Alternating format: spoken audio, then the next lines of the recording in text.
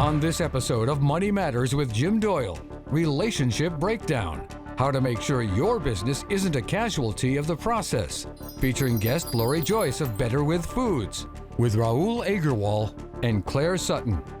Plan more, worry less. This is Money Matters with Jim Doyle.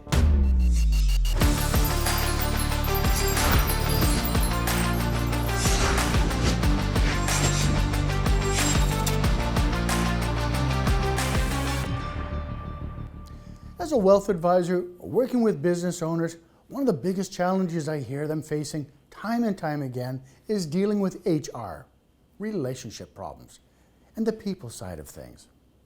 Worse still, what do you do if that relationship challenges with your business partner or involves issues going on at home? Welcome. We already know that it's tough enough being in business and putting out fires on a daily basis. When those fires are on the home front, it can be incredibly difficult to address the ongoing needs of the business. Today, we'll take a look at one business owner who faced those challenges and succeeded in the face of adversity. Now, you might know Lori Joyce from her highly successful Cupcake Girls series. But before we introduce you, let's look at her current venture to see what she's up to. Hi, I'm Lori Joyce. I'm the founder and CEO of Betterwith Ice Cream. Welcome to my farm. My parents, from the moment I was born, were showing me and teaching me how food is grown, where food comes from. And so I have this tremendous connection to food. In 2002, we opened Cupcakes, the world's first cupcake-only bakery, which was really exciting. It wasn't so much the excitement about the cupcakes, it was more exciting for me that I was starting my own business and being my own boss, and I was 26, and it was a tremendous moment for me. That became our reality show called The Cupcake Girls, and we won a Gemini Award.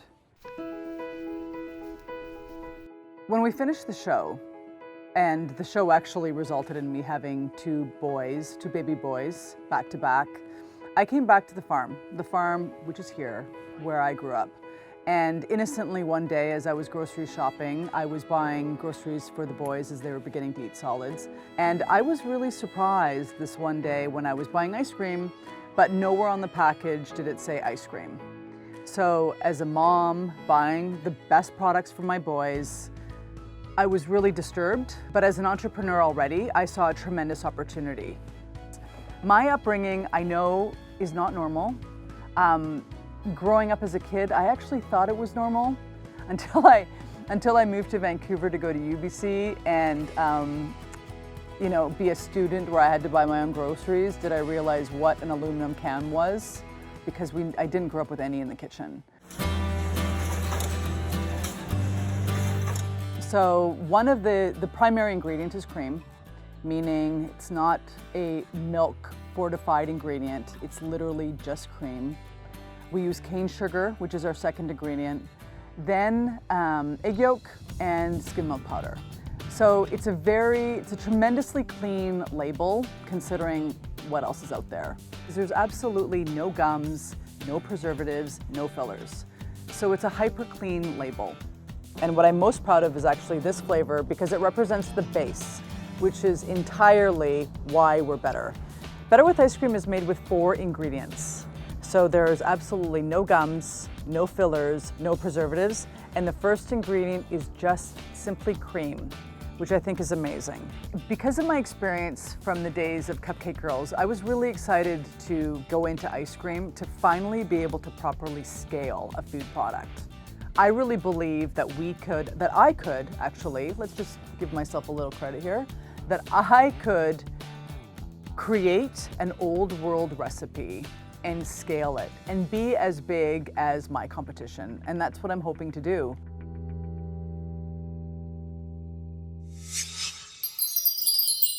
When we come back, we'll have Lori Joyce with us in studio.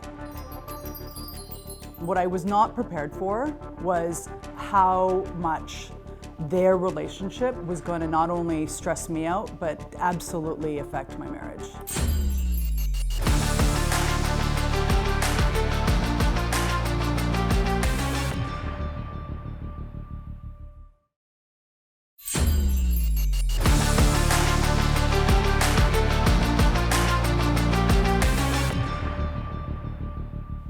welcome back. We're now joined by Lori Joyce. So Lori, Gemini Award winner, how do you top that? I don't think I've topped it yet. Let's go back to the energy that it gave me, which was this false sense of momentum. Let's say that.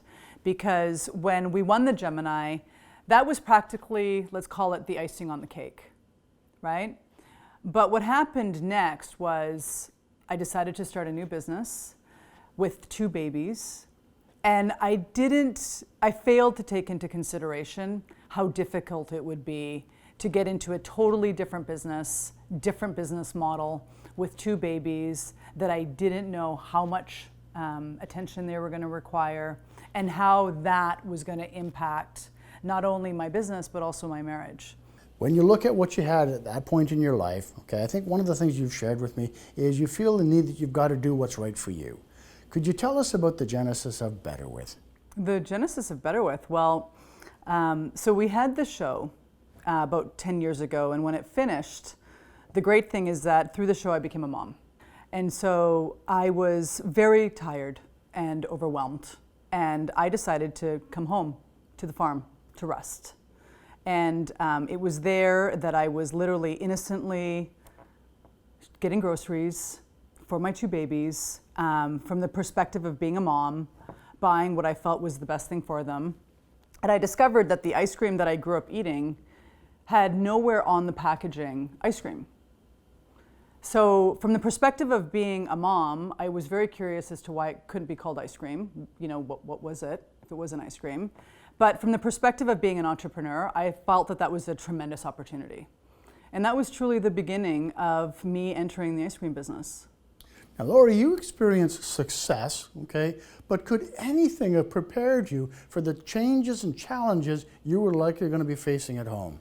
I think that when everyone starts to raise a family, they have this ideology of what it's supposed to look like, feel like. And I felt that at that time in my life was literally like a Shakespearean tragedy. So I understand Asperger's is a part of this equation, and it was a challenge and a half, shall we say? A bit more than a challenge and a half, can we say? Asperger's is not something that's really well known, even today. You know, I think there's a lot of people that I think we live today in an environment where a lot of people have it and they're not diagnosed. But it's a very stressful situation. So to be starting a business in what I was told, the toughest category in grocery, and then to end up with 2 beautiful boys and have one be diagnosed with Asperger's, it really kind of made my world spiral pretty quickly. So I understand that this likely resulted in the demise of your relationship at that time. It put absolute tremendous stress that neither one of us we'd never had considered or even been aware of. The one thing that was really lucky for both of us is that both of us are very close and very connected to our parents.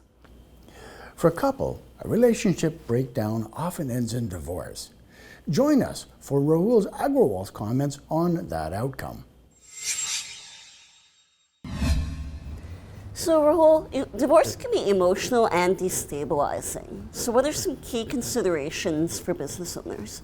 As we go through life, we don't plan for, most of us don't plan for any disastrous events. And divorce is one of those disastrous events.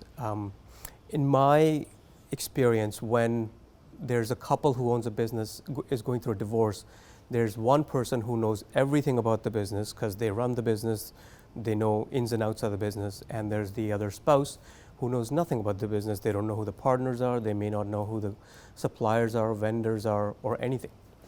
Some of the considerations that anyone going through divorce, a business owner going through divorce, needs to keep in mind is some very basic, Is this a incorporated business or is it sole proprietorship? Okay. Is there more than one shareholder of the business? If there is more than one shareholder, in what percentages do they own the business? Is it an active business or a passive business? Each of those can have a significantly different tax consequence. Now, If the business is being sold, is it an asset sale or a share sale? Each of those could have a different tax consequence for a spouse. So Lori, I can only imagine early on that some of what Rahul has to comment on there was a part of your world. Did you have some of those thoughts? I think I literally was faced with all of those thoughts. You know, I decided to start into the ice cream business because I saw a tremendous opportunity, not as a business opportunity, but an opportunity for the family. And so to be going through a startup phase, which is stressful on its own, and then to discover just as much stress at home was surprising and very, very challenging. It added to a lot of distraction. So how did your priorities steer your choices at that time? Well, having a startup and being a mother with 2 young kids is essentially the same thing, but very different.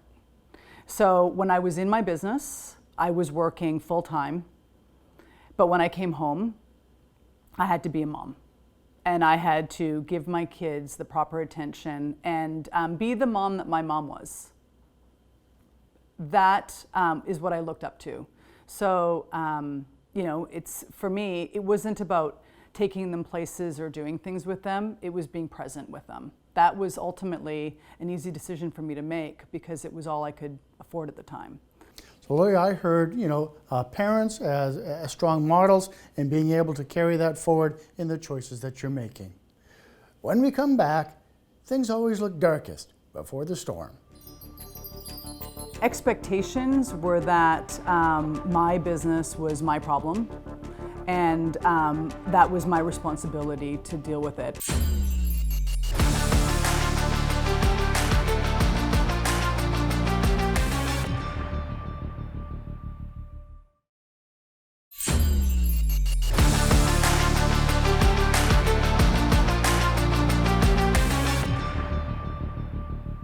Welcome back. We're joined again by Lori Joyce. Now, Lori, at one point, you looked at raise some additional financing, but things didn't quite work out as you had hoped. I understand that you had a business relationship that went somewhat less than expected. Yeah, that was actually an easy divorce. And divorce does happen in business relationships, right? So I had a customer that was a tremendous fan of Betterwith, who ended up investing in the company. And it was exciting because he had tremendous knowledge, he had time, and he had the capital. But what ended up happening very quickly is he ended up changing the plan to turn it into his plan. Now, Betterwith Ice Cream is in its infancy. Of course, the opportunity is for us to expand into the US market, but we're not ready. It's not right now. And when he came in, he made that the primary plan. And that made me very nervous because I think if I followed that plan, I don't think Betterwith would exist today. And so very, very rapidly, that was a very quick decision I had to make. And essentially that meant that I had to buy him out and find the money to do that.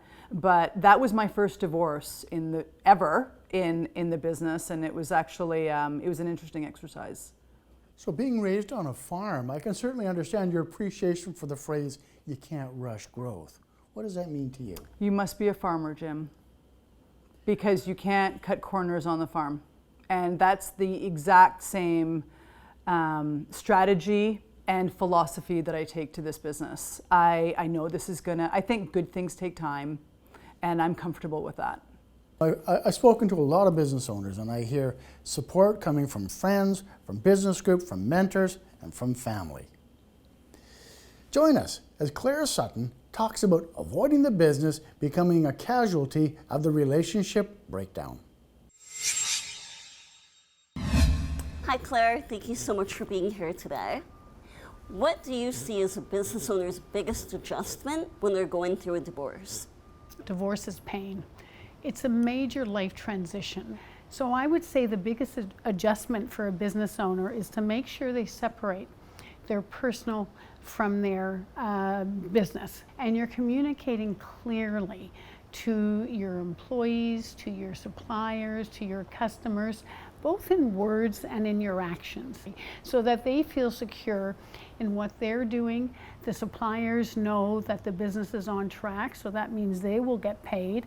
And the customers know it's business as usual. They feel the same atmosphere as before. And what would you offer as some key tips for business owners going through divorce so that the business doesn't become a casualty of the process? 3 key tips would be: define the roles and responsibilities. So know who's responsible for what, right? And so you know your lane, if you will. Number 2 would be, again, clear communication. And the 3rd tip would be have a process for dealing with conflict.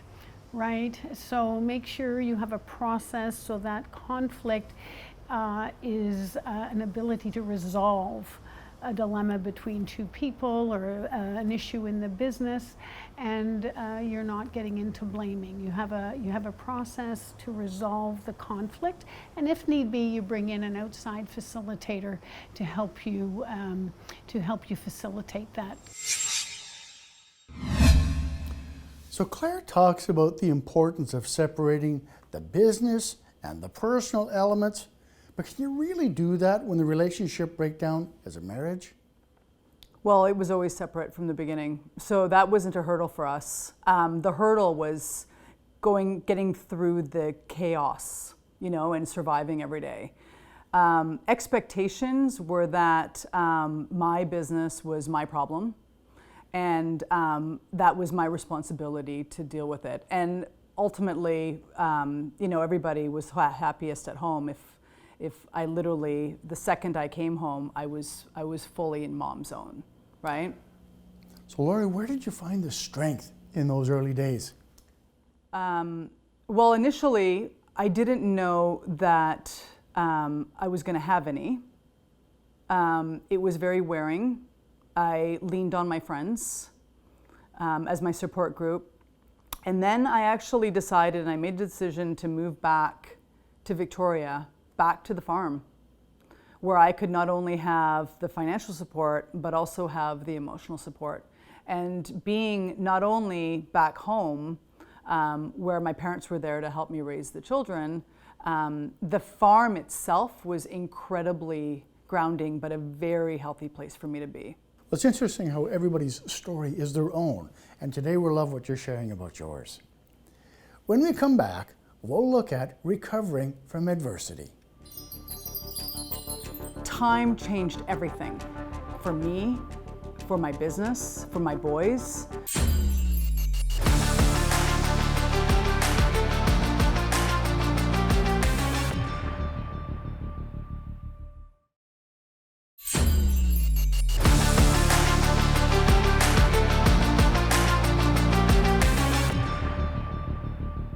So Laura, your relationship now is really about communication between spouses. And I understand that things might be getting a little bit better on the home front.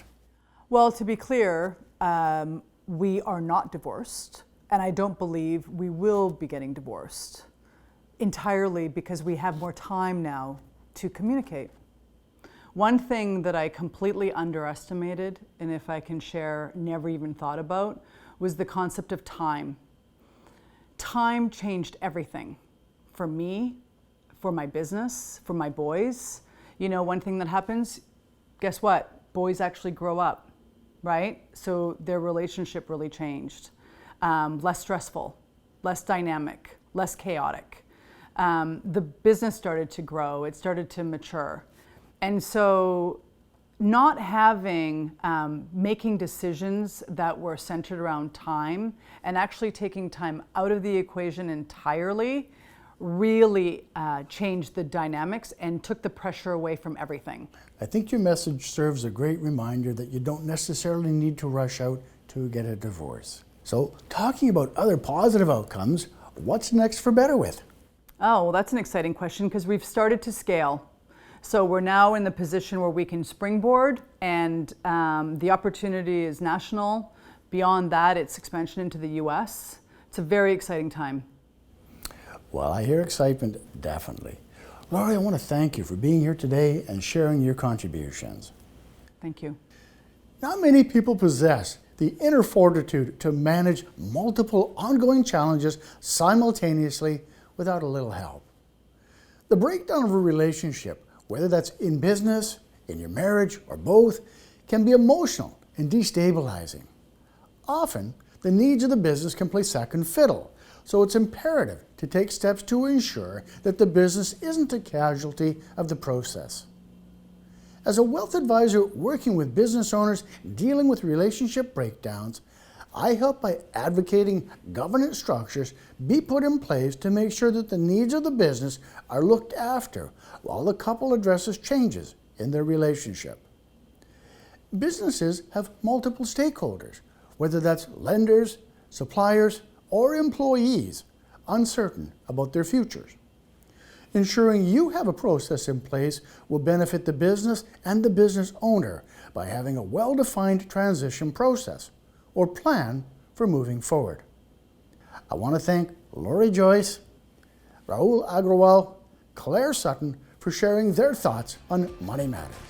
Because financial aspects touch so many elements of our lives, it pays to get great advice. Plan more, worry less.